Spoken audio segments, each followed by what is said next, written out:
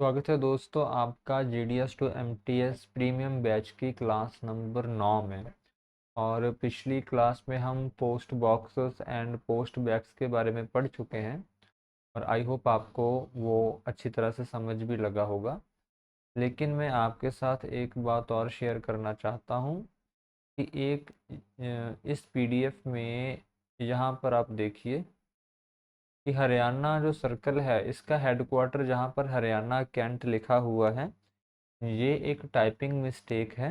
तो यहाँ पर अंबाला कैंट आना चाहिए। ठीक है, तो आप इसको नोट डाउन कर लो कि इसमें अंबाला कैंट आना चाहिए। वैसे मैंने इसके लिए पोस्ट भी डाल दी है, PDF भी एडिट कर दूंगा, लेकिन फिलहाल जिन दोस्तों ने पहली क्लास लगाई है वो इस चीज़ का खास ध्यान रखें। अभी हम पढ़ेंगे ऑफिशियल पोस्टल आर्टिकल।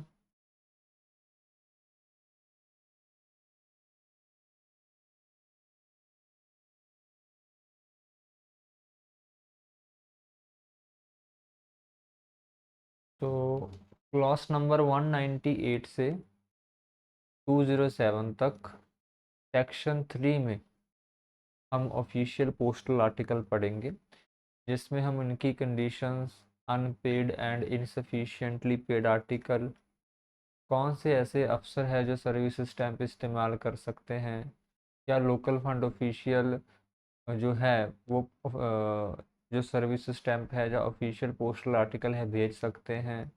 अगर सर्विस स्टैंप की जगह साधारण डाक टिकट लगाई जाए तो क्या होगा। सरकार किसी प्राइवेट पर्सन को या प्राइवेट पर्सन किसी सरकारी अधिकारी को लेटर भेजेगा तो वो कैसा होगा। पोस्टेड पोस्टेज ड्यू आर्टिकल के साथ कैसे ट्रीट किया जाएगा। Camp bag and special bag, जो टूर प्रोग्राम होता है जो बड़े अफसरों का, जिनको स्पेशल बैग की फैसिलिटी मिलती है उनके बारे में समझेंगे।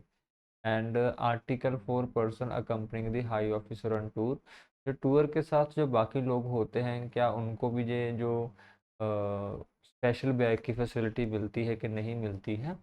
यह जो चीज़ें हैं हम ऑफिशियल पोस्टल आर्टिकल में पढ़ेंगे। ठीक है, उससे पहले मैं आपके साथ एक और बात भी शेयर करना चाहता हूँ।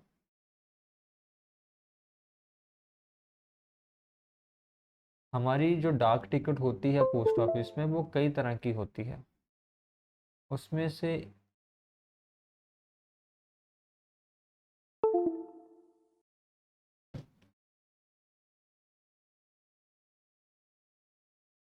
यहाँ पर ही मैं देखता हूँ, सर्विस पोस्टेज स्टैंप।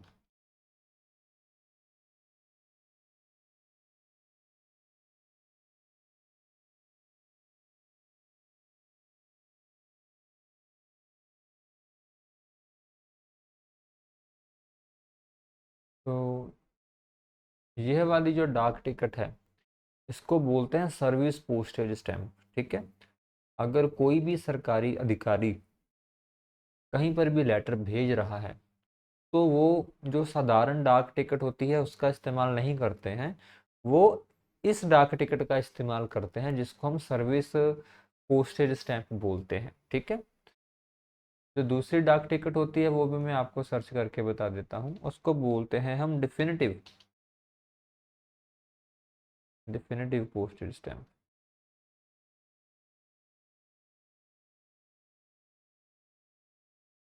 साथ में इंडिया लिख देते हैं।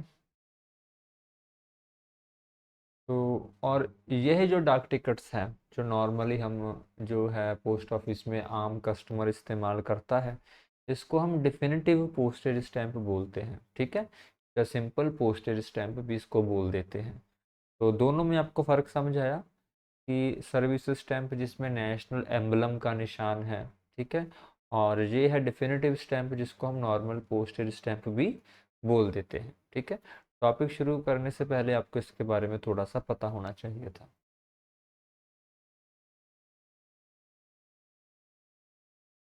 अभी हम शुरू करते हैं। तो क्लॉज नंबर 198 में हमें कंडीशंस के बारे में बताया है। आपको मैं पहले ऑफिशियल लेटर्स का एक ओवरव्यू दे देता हूँ जो सरकारी अधिकारी अपनी सरकारी ड्यूटी का निर्वहन करते हुए जो भी लेटर्स वो चाहे किसी और सरकारी अधिकारी को या प्राइवेट को या पब्लिक को भेजते हैं, उस लेटर्स को हम ऑफिशियल पोस्टल आर्टिकल बोल देते हैं। ठीक है।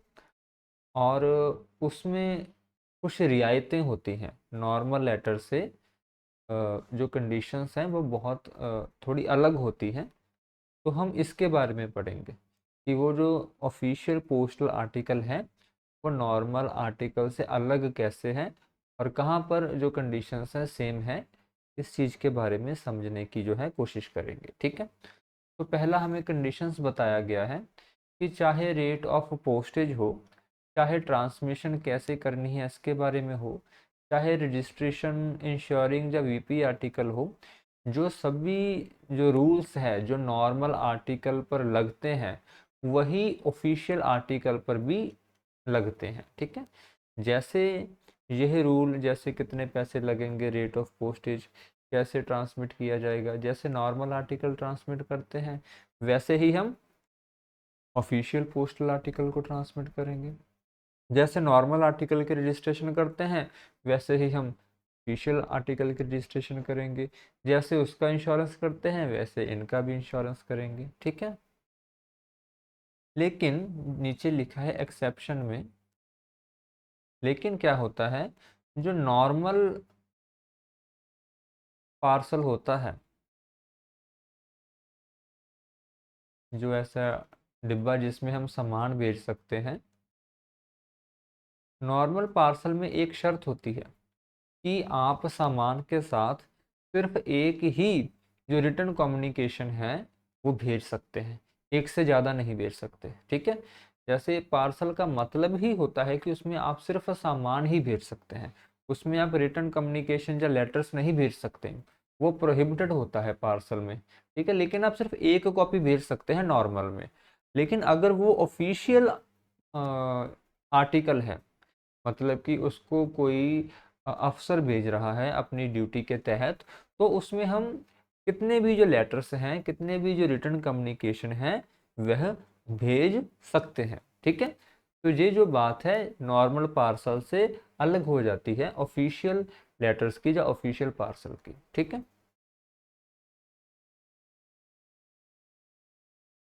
और नोट में देखिए, official files containing notes, order, draft letter, fair copy exchange between government officer and his office may be sent by post at option of a sender as a letter, packet और parcel। ठीक है।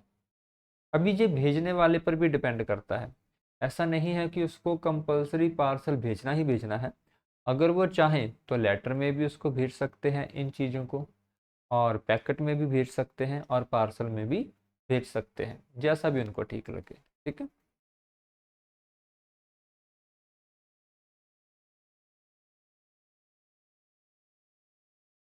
Next point है superscription.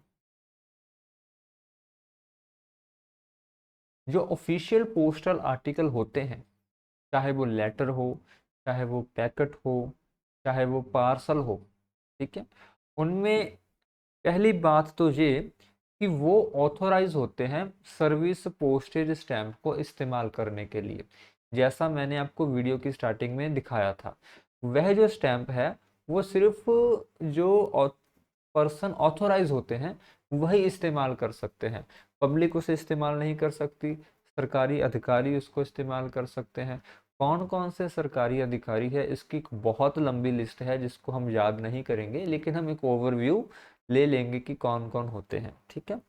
और letter के ऊपर, जैसे ये letter है तो यहाँ लिखा रहेगा OIGS। ठीक है। वैसे उसको फुल फॉर्म में ही लिखना होता है, मैंने शॉर्ट फॉर्म में लिख दिया। इसका मतलब होता है on Indian government service, on Indian government service. ठीक है। और जो जो लेटर सेंडर जो है इसको भेज रहा है, जो अधिकारी इसको भेज रहा है, वो ऑथोराइज होता है कि वो सर्विस पोस्टेज स्टैंप का इस्तेमाल कर सकता है। अगर कैश में नहीं देना है तो सर्विस पोस्टेज स्टैंप उस पर लगी हुई होनी चाहिए, ठीक है। और चाहे आज की बात भी कर लें, जब हमारे ऑफिस में इनकम टैक्स वालों की बुकिंग होती है, जहाँ कचहरी में से कोई डाक बुक करवाने आता है, तो वहाँ पर सर्विस जो पोस्टेज स्टैंप है लगी हुई रहती है। जहाँ तक कि जब जुडिशियल की केसेस की फाइल आती है, जैसे एक जज दूसरे जज को फाइल्स बेचता है, वहाँ पर भी जो सर्विस पोस्टेज स्टैंप है वो लगी हुई रहती है, ठीक है। और जैसे जो ऑफिशियल आर्टिकल है उनको बहुत से गवर्नमेंट अधिकारी भी भेज सकते हैं और बहुत से नॉन गवर्नमेंट अधिकारी भी जो है भेज सकते हैं। नॉन गवर्नमेंट अधिकारी जैसे यूनिवर्सिटीज़ के, प्राइवेट यूनिवर्सिटीज़ के चांसलर है, वह भी ऑफिशियल जो लेटर है वो भेज सकते हैं, ठीक है। उस केस में अगर तो वो गवर्नमेंट ऑफिशियल है तो वो लिखेगा ऑन इंडियन गवर्नमेंट सर्विस, ठीक है। अगर वो नॉन गवर्नमेंट ऑफिशियल है तो वो क्या लिखेगा, तो वो लिखेगा ऑन सर्विस, सिर्फ ऑन सर्विस ही लिखेगा, ठीक है। फिर वो ऑन इंडियन गवर्नमेंट सर्विस नहीं लिखेगा, वो सिर्फ ऑन सर्विस लिखेगा अगर वो नॉन गवर्नमेंट अथॉरिटी है तो, ठीक है। और साथ में जहाँ सेंडर का एड्रेस होता है, यहाँ पर उनका फुल डेजिग्नेशन होना चाहिए, फुल डेजिग्नेशन, और साथ में सिग्नेचर होने चाहिए। एक तो होना चाहिए फुल डेजिग्नेशन, दूसरा साथ में फुल सिग्नेचर। अगर वो अधिकारी खुद डाक तैयार नहीं करता है, जैसे एसडीएम होते हैं, तो उस केस में जो भी हेड क्लर्क, जो भी उनका हेल्पर उनके लिए डाक प्रिपेयर करता है, तो उनके सिग्नेचर भी वहाँ पर हो सकते हैं, लेकिन जो उनका डेजिग्नेशन है वो फुल में वहाँ पर लिखा हुआ होना चाहिए, ठीक है। तो हमने क्या क्या समझा, एक तो जहाँ तो OIGS होना लिखा हुआ होना चाहिए, जहाँ ऑन सर्विस लिखा होना चाहिए। दूसरा, वो सर्विस पोस्टेज स्टैंप का इस्तेमाल कर सकते हैं। तीसरा, सेंडर वाली जगह पे एक तो उन्होंने अपना डेजिग्नेशन लिखना है और साथ में सिग्नेचर करने हैं, ठीक है। इसमें भी दोस्तों कुछ एक्सेप्शन है। एक्सेप्शन क्या है कि कुछ लिफाफे, जहाँ कुछ पोस्ट कार्ड ऐसे होते हैं जो स्पेशली बने ही ऑफिशियल लेटर्स के लिए होते हैं, ठीक है। जैसे कोई पोस्ट कार्ड है, अगर उस पर पहले ही सर्विस लिखा हुआ है, तो सर्विस का मतलब है कि वह पोस्ट कार्ड है जो स्पेशली ऑफिशियल पोस्टल आर्टिकल्स के लिए ही बना है। तो उस केस में अलग से OIGS लिखने की जरूरत नहीं होती है, ठीक है। उस केस में अलग से जो OIGS लिखने की जरूरत नहीं होती है। और दूसरा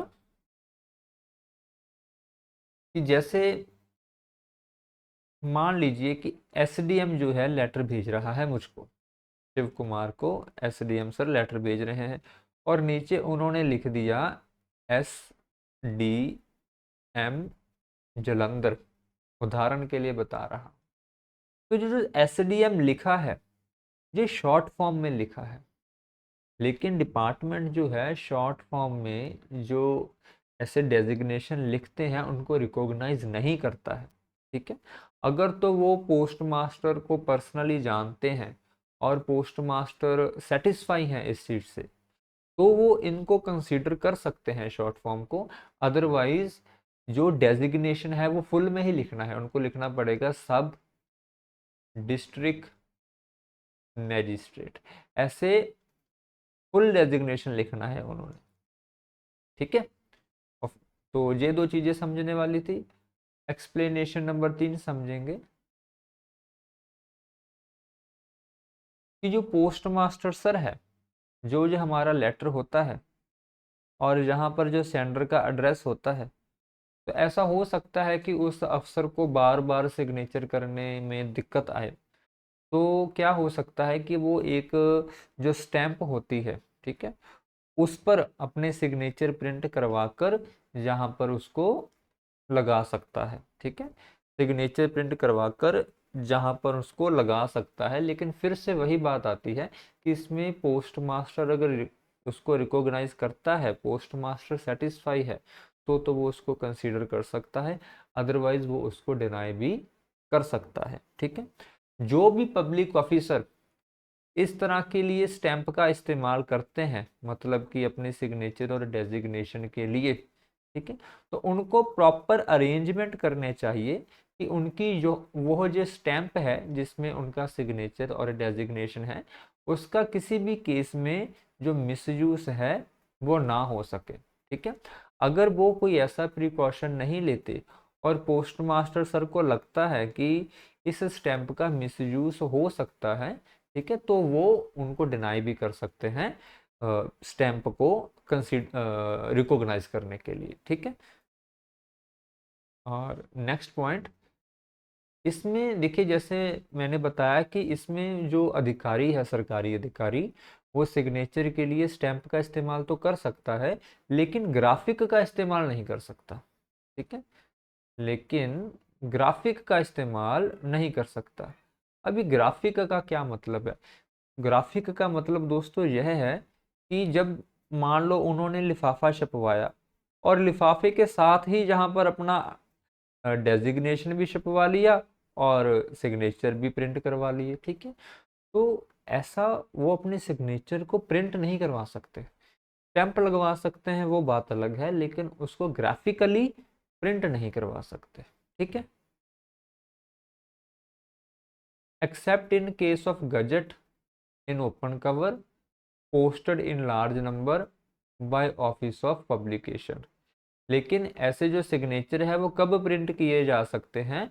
जब ऑफिस ऑफ पब्लिकेशन के द्वारा ओपन कवर जो है गजट के, जैसे फॉर एग्जांपल मैगजीन्स आती हैं, सरकारी मैगजीन्स बहुत सारी, जिसमें एक मैगजीन्स है कुरुक्षेत्र है, उड़ान है, ठीक है, उस मैगजीन्स में क्या होते हैं, सिग्नेचर भी प्रिंटेड होते हैं, वहां पर अलाउ है, लेकिन अगर आप लेटर भेज रहे हैं तो उसमें अलाउ नहीं है। ठीक है, और नेक्स्ट पॉइंट कि जो जहाँ पर जैसे मैंने बताया कि जो सरकारी अधिकारी है वो सर्विस पोस्टेज स्टैंप का इस्तेमाल करते हैं अगर उन्होंने पेमेंट करनी है बाय पोस्टेज, लेकिन इस सर्विस पोस्टेज स्टैंप को तभी स्वीकार किया जाएगा अगर, हिंदी थोड़ी मेरी कमजोर है तो हो सकता है मैं इसमें गलत लिखूं, तो चलो, तभी एक्सेप्ट किया जाएगा अगर जो सेंडर का एड्रेस है वहां पर उन्होंने अपना जो डेजिग्नेशन है फुल में लिखा हुआ है और साथ में अपने साइन भी किए हुए हैं। अगर तो ऐसा है तभी जो सर्विस पोस्टेज स्टैंप है उनको जो है स्वीकार किया जाएगा। ठीक है, चाहे वो फ्रैंक किया हो, चाहे वो कुछ भी हो, मतलब कि अगर उस पर OIGS लिखा है तो उसको हम तब एक्सेप्ट करेंगे जब सभी कंडीशंस जो ऑफिशियल पोस्टल आर्टिकल्स की हैं वो फुलफिल हो। ठीक है, और जो ऑफिशियल पोस्टल आर्टिकल होते हैं उनकी चाहे डिलीवरी हो चाहे उनको रीडायरेक्ट करना हो, जिस पर OIGS या ओ ऑन सर्विस लिखा हो, जे जो एड्रेस पर डेजिग्नेशन अथॉरिटी बैठी है उसके हिसाब से होता है। उदाहरण के लिए कि तहसीलदार सर के नाम पर एक लेटर आता है और पोस्टमैन जो है उनको जो लेटर देने जाता है, और तहसीलदार सर बोल रहे हैं कि आप यह लेटर ऐसा करो, उसे हेड क्लर्क को पकड़ा दो या उसको पकड़ा दो। ठीक है, तो हम उसको उस तरह से डिलीवर कर देंगे वो जैसे बोलेंगे। और अगर वो यह बोलते हैं कि आप इसको कृपया रीडायरेक्ट कर दो दूसरे तहसीलदार सर के पास क्योंकि ये उनका लेटर है, तो हम वहां पर रीडायरेक्ट कर देंगे। ठीक है, तो रीडायरेक्शन की जो पावर है, जो डिलीवरी की पावर है, ऑफिशियल आर्टिकल के केस में जो सरकारी अधिकारी है उनके पास होती है। ठीक है, तो आई होप आपको इतना समझ लगा होगा।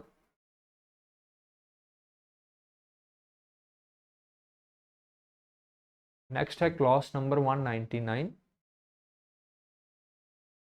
Unpaid and insufficiently paid article. तो ऐसा भी हो सकता है कि जो ये सरकारी लेटर्स हैं जिस पर OIGS लिखा हो, नीचे डेजिग्नेशन और सिग्नेचर किए हो, मान लीजिए कि इस पर 10 रुपये की सर्विस जो पोस्टेज स्टैंप है वो लगनी थी, लेकिन जो एसडीएम ने इसको भेजा है उन्होंने इस पर कोई भी टिकट नहीं लगाई है। ठीक है, कोई भी टिकट नहीं लगाई है। इस केस में जब हम इसको डिलीवर करेंगे कस्टमर को, अगर उस पर 10 रुपये लगने थे तो कस्टमर से हम 10 रुपये ही वसूल करेंगे। ठीक है, और जितने भी पैसे लगने थे उतने ही कस्टमर से वसूल किए जाएंगे। और अगर मान लो कि एसडीएम सर ने 5 रुपये की टिकट लगाई है, 5 रुपये की कम लगाई है, उस केस में भी हम एड्रेसी से बाकी के 5 रुपये ही वसूल करेंगे। मतलब कि जो प्रीपेड रेट है जो उसको बुक करवाने का लगता या पोस्ट करने का लगता, वही हम जो कस्टमर से चार्ज करेंगे अगर वो कम लगाया हुआ है उस पर पोस्टेज स्टैम्प, या फिर लगाया ही नहीं हुआ है उस हिसाब से। लेकिन अगर वह पार्सल बुक कराते हैं और पार्सल पर प्री पेमेंट ज़रूरी होता है, कंपलसरी होता है, हम पार्सल को इनसफिशिएंटली जो पेड करके पोस्ट नहीं कर सकते। ऐसा नहीं है कि पार्सल में हम टिकट्स नहीं लगाएं और उसको पोस्ट कर दें, या फिर उसमें कम टिकट लगाएं और उसको पोस्ट कर दें। पार्सल में ये जो फैसिलिटी है नहीं मिलती है। ठीक है, क्लॉज नंबर 200, वे कौन से ऑफिशियल है जो सर्विस स्टैंप का इस्तेमाल करते हैं। अभी मैंने आपको शुरू में सर्विस स्टैंप दिखाई थी, दैट इज मतलब कि होती पोस्टेज स्टैंप ही है, लेकिन उसको सरकारी अधिकारी ही इस्तेमाल कर सकते हैं। ठीक है, तो गवर्नमेंट सर्विसेज में जो लोग हैं, इसकी बहुत लंबी लिस्ट है, वो अपनी ऑफिशियल ड्यूटीज और ऑफिशियल बिजनेस के दौरान जो है सर्विस पोस्टेज स्टैंप का जो इस्तेमाल कर सकते हैं। ठीक है, लेकिन लेकिन अगर वो छुट्टी पर है, या वो अपनी सर्विस से रिटायर हो गए हैं, या किसी भी कंडीशन में वो अभी एज ऑफिशियल कैपेसिटी काम नहीं कर रहे हैं, उस केस में वो सर्विस पोस्टेज स्टैंप का जो इस्तेमाल है वह नहीं कर सकते हैं। ठीक है, और वैसे तो जहाँ पर भी मैंने बताया कि बहुत लंबी लिस्ट है गवर्नमेंट ऑफिसर की जो ऑफिशियल पोस्टल जो ऑफिशियल पोस्टेज स्टैंप है उसका इस्तेमाल कर सकते हैं, उसको याद करना कॉस्ट बेनिफिट में नहीं है। तो मैंने आपको सिंपल बता दिया कि गवर्नमेंट ऑफिशियल्स और high rank officers like vice chancellors of universities जो हैं, वो जो है सर्विस पोस्टेज स्टैंप का जो है इस्तेमाल कर सकते हैं। ठीक है, और इससे मतलब कि कोई क्वेश्चन भी अभी तक नहीं आया है भी कौन इसका इस्तेमाल नहीं कर सकता, लेकिन हम आगे बढ़ेंगे आपको आइडिया हो जाएगा। तो आज की वीडियो में हम इतना ही रखते हैं। आई होप आपको ये जो है official letter, official postal letter, इसका जो थोड़ा सा इंट्रोडक्शन हमने किया है आपको समझ लगा होगा। बाकी हम नेक्स्ट क्लास में करेंगे। ठीक है, अभी के लिए जय हिंद, जय भारत, जय जवान, जय किसान।